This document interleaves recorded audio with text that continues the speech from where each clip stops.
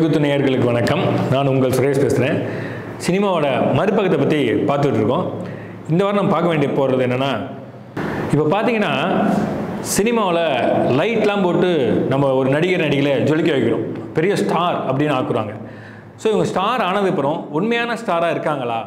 இப்போது ஹீரோனா எம்ஜிஆர் காலத்துலேருந்து பாகவதர் காலத்துலேருந்து நல்லவன் தான் ஹீரோ, கெட்டது செய்கிறது வில்லன். எப்போவுமே நீங்கள் படம் பார்க்கும்போது என்னென்னா, ஒரு பெண்ணை வந்து பாலியல் ரீதியாக துன்புறுத்த வரவன் வில்லன், அதை காப்பாற்றுறவன் ஹீரோ. இதுதான் காலங்காலமாக நடந்த ஒரு கதை. நல்லது நடக்குது, மக்கள் நடக்குது, அதுதான். ஒருத்தன் காப்பாற்றினா அவன் நல்லவன். ஆனால் காப்பாற்றினப்புறம் அவன் என்ன செய்கிறான் அப்படிங்கிறத மக்கள் கவனிக்கிறது இல்லை. ஸோ சினிமா உலகத்தில் எல்லா சினிமா உலகத்துலையும் ஹீரோவாக இருக்கவங்க மட்டும் ஹீரோ கிடையாது, வில்லனாக இருக்கவங்கலாம் வில்லன் கிடையாது. வில்லனாக இருக்கிற எத்தனையோ பேர் நல்லவனாக பர்சனல் லைஃப்பில் இருக்காங்க. அதே மாதிரி ஹீரோவாக இருக்கிற எத்தனையோ நடிகர்கள் வந்து தன்னோட பர்சனல் லைஃப், அதாவது தன்னோட மறுபகுதியில் ரொம்ப கேவலமாகவும் இதாகவும் நடந்துக்கிறாங்க. இதை தான் நம்ம வந்து வெளில காட்டணும்னு ஆசைப்பட்றாங்க. ஏன்னா இப்போ சமீபத்தில் நீங்கள் பேப்பர் படிச்சிருப்பீங்க, மலையாள சினிமா விட்டுருங்க, தமிழ் சினிமாவில் கூட ஒரு நடிகர், வளர்ந்த நடிகர் தான், இடையில படங்கள்லாம் எல்லாம் போயிடுச்சு. அவர் வந்து ஷூட்டிங் ஸ்பாட்லேயே ஒரு நடிகை பேசி ஒரு அசிஸ்டண்ட்டை கூப்பிட்டு கூட முக்கியமானது வாங்கிட்டு வாங்க, இன்னும் சொல்லப்போனால் பேப்பர்லாம் நீங்கள் பார்த்துருப்பீங்க, காண்டம் வாங்கிட்டு வாங்கன்னு சொன்னாருன்னு சொல்லி. ஸோ இந்த காண்டம் வாங்கிட்டு வாங்கன்னு ஒரு அசிஸ்டண்ட், அவன் நாளை இயக்குனர், உன்னை ஒரு படைப்பாளி அவனை கூப்பிட்டு நீங்கள் அந்த ஒரு பொருளை வாங்கிட்டு சொல்கிறீங்க. அப்போ எந்த அளவுக்கு அசிஸ்டண்ட் நீங்கள் மதிக்கிறீங்க அப்படிங்கிறது இதுலேயே தெரியுது. நீங்கள் எல்லாம் எப்படி முன்னுக்கு வர முடியும்? ஒரு ஹீரோ 4-5 படம் கூட ஓடல, அதுக்குள்ளே நீங்கள் அசிஸ்டண்ட்டை வாங்கி நீங்கள் போங்க, அவங்க வர்றாங்க, நீங்கள் போகிறீங்கன்னா நீங்கள் வாங்கி காண்டம் கூட உங்களால் வாங்க முடியாது, வாங்கி தரக்கூட ஒரு ஆள் வேணும்னு கேட்குறீங்க. எந்த மாதிரி மனோபாவம் இருக்குது இப்போது அசிஸ்டண்ட்டை பொறுத்துருக்கு? அசிஸ்டண்ட் நிலமனா அப்போ நடிக்கிற பொண்ணுங்களை நீங்கள் எப்படி மதிப்பீங்க? நாளை இயக்குனராக அப்போ உங்களை வச்சு படம் பண்ண போகிறோம், அவனே நீங்கள் மதிக்கலாம் போது, ஒரு இயக்குனராக ஆக போகிறவனே மதிக்கலாம் போது, உங்கள் கூட நடிக்கிற பொண்ணுங்களை நீங்கள் எந்த அளவுக்கு மதிப்பீங்கிறது இதுலேயும் தெரியுது. ஏன்னா ஒரு ஷூட்டிங் ஸ்பாட்டில் ஒரு ஹீரோ, உங்களுக்குலாம் தெரிஞ்சவன் தான் மலையாள சினிமாவில், நம்ம படத்தில் ஒரு கமல்ஹாசன் படத்தில் நடித்தார், ஜெயசூர்யான்னு பேர். அவர் வந்து ஷூட்டிங் ஸ்பாட்டில் வந்து ஹீரோயின் அட்ஜஸ்ட் பண்ண கேட்டிருக்காரு, ஹீரோயின் முடியாதுன்னு இருக்காங்க. ஏன் முடியாதுன்னு கேட்டால் அங்கே தான் காமெடியாக இருக்குது. ஏன்னா அதுக்கு முன்னாடி அவங்க ஹீரோயினோட அம்மாவை அட்ஜஸ்ட் பண்ணி கூப்பிட்டுருக்காரு, அவங்க அம்மாவே அட்ஜஸ்ட் பண்ணியிருக்காங்க. அது தெரிஞ்சப்போ தான் எங்கள் அம்மா, இது ஊர் நாட்டில் சொல்லுவாங்க எப்படின்னா, என்னடா கண்ணுக்குட்டியோட மாட்டோட கண்ணுக்குட்டியோட மாட்டை ஓட்டி வந்துட்டியான்னு சொல்லுவாங்க. அந்த கதை தான் நடக்குது. ஏன்னா முதல் அம்மாவை பாலச்சந்திர கதை மாதிரி இருக்குங்க.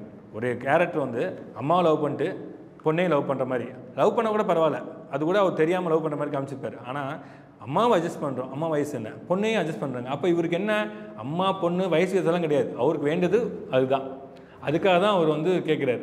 இதை தெரிஞ்சு தான் அந்த பொண்ணு வந்து முடியாதுன்னு சொன்ன பொண்ணை வந்து ஷூட்டிங் ஸ்பாட்லேயே வலுக்காட்டாயமாக முத்தம் கொடுத்துருக்கும் போது யூனிட் ஃபுல்லாக பரபரப்பாகி பெரிய நியூஸாக இருந்துச்சு. இந்த ஹீரோவாக இருக்கிற ஆண்களுக்கு என்ன மிதப்போகுதுன்னு தெரில. நம்ம ஹீரோ, நம்ம வந்து ஸ்டார் அப்படின்னு நினச்சிட்டா நம்ம எது வேணாலும் செய்யலாம், எது செஞ்சாலும் மக்கள் ஏற்றுப்பாங்க அப்படின்லாம் நினைக்காதீங்க. மக்கள் எப்போவுமே, அதுவும் கலாச்சாரமாக இருக்கிற இந்தியாவில், தமிழ்நாட்டில் மக்கள் நீ எவ்வளோ பெரிய ஆளாக இருந்தால் சரி, தப்பு பண்ணால் தப்புன்னு தான் சொல்லுவாங்க. சினிமாவுக்கு தப்பெல்லாம் நடந்து தான் இருக்குது, இல்லைன்னா சொல்ல, அந்த காலத்தையும் நடந்திருக்கு. இளைமறைக்காக நடக்கும், 1-2 அங்கங்கே இருக்கும், அதை கூட அவங்களுக்குள்ளே அட்ஜஸ்ட் பண்ணால் தான் நடக்குங்கிறது எல்லாருக்கும் பேச்சு. ஆனால் வெளிப்படையாக இப்போ வந்து மீடியா இருக்குங்க, எங்கே பார்த்தாலும் கேமரா இருக்குது, அது தெரியும் எல்லாருக்குமே.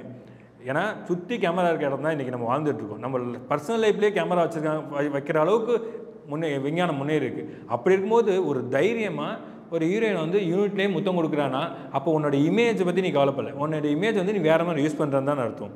ஸோ இப்போ இருக்க ஹீரோக்கள் எல்லாமே தன்னோட இமேஜை காப்பாற்றிக்கணுன்னா சில விஷயங்களை அடக்கி தான் ஆகணும். ஓகேவா? நீங்கள் வந்து பெரிய ஹீரோ ஆகிட்டோம், நம்ம யாரை கூப்பிட்டாலும் வந்துடுவாங்க, என்ன ஐசண்டேட்டை கூப்பிட்டு அவளை கூப்பிட்டு வா, அவங்கள அனுப்பு அப்படின்னு சொல்கிறாங்க. இவ்வளையாங்க என்கிட்டே நிறைய பேர் சொல்லியிருக்காங்க, இயக்குனராக தயாரிப்பாளர் சொல்லியிருக்காங்க. இது வரைக்கும் பெரிய ஹீரோ நான் வந்து சந்திச்சா கண்டிப்பாக அதை பற்றி பேசுவேன். தயாரிப்பாளே நாங்கள் தைரியமாக சொல்லுவோம், அட்ஜஸ்ட் பண்ண ஹீரோயினாக வந்தால் புக் பண்ணுங்கள், நாங்கள் படம் பண்ணுறேன்னு சொல்லியிருக்கேன். நிறைய தயாரிப்பாளர் எனக்கு தெரியும்.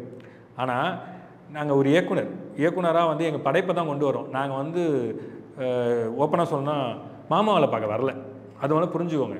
ஹீரோவாக இருந்தாலும் சரி, தயாரிப்பாக இருந்தாலும் சரி, ஒரு இயக்குனருக்காக சொல்ல போகும்போதே நீங்கள் வந்து அட்ஜஸ்ட் பண்ணுற பொண்ணால் ஹீரோயினாக போடுங்க, நான் உங்களுக்கு படம் பண்ணுறேன்னு சொல்கிற இயக்குனர்கள். ஆனால் உண்மையிலே அவங்களாம் தயாரிப்பாளர் நாங்கள் நினைக்கிறதே கிடையாது. ஏன்னா கலைக்காக உண்மையாக சினிமா எடுக்கணும் தயாரிப்பாளர் நிறைய பேர் இருக்காங்க, அவங்கள வச்சு படம் பண்ண போகிறோம். ஆனால் வேறு வழி இல்லாமல் சில இயக்குனர் செய்ய வேண்டிய வழியாக இருக்குது. ஆனால் இதனால்தான் இயக்குனர் பேரும் கெட்ட போயிடுது, தயாரிப்பாளரும் கெட்ட போயிடுது, படங்களும் வீணாக போயிடுது. ஏன்னா நிறைய தயாரிப்பாளர் வந்து சினிமா எடுக்க வரதில்லை.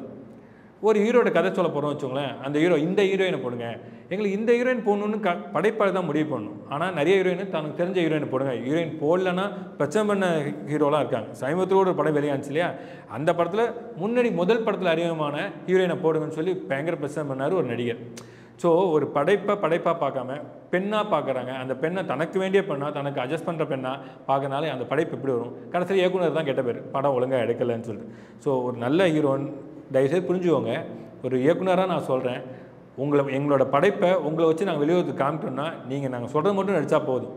உங்களுக்கு பிடிச்ச ஹீரோயின் வேணால் நீங்கள் தனியாக கூட்டுக்கோங்க, அது பிரச்சனை இல்லை. ஆனால் ஒரு யூனிட்டாக வரும்போது யூனிட்டில் இருக்க அசிஸ்டன்ட்டையோ டைரக்டரையோ ஃபோர்ஸ் பண்ணி எனக்கு அந்த பொண்ணு கொண்டு வாங்க, இந்த பொண்ணை கொண்டு வாங்கிறது அநாகரிகமான செயல்னு நான் நினைக்கிறேன். 2 வருஷம் முடி எனக்கு தெரிஞ்ச ஒரு நடிகை, அவங்க நல்லா வந்திருந்தாங்க, சின்ன சின்ன படங்கள் பண்ணிட்டு இருந்தாங்க.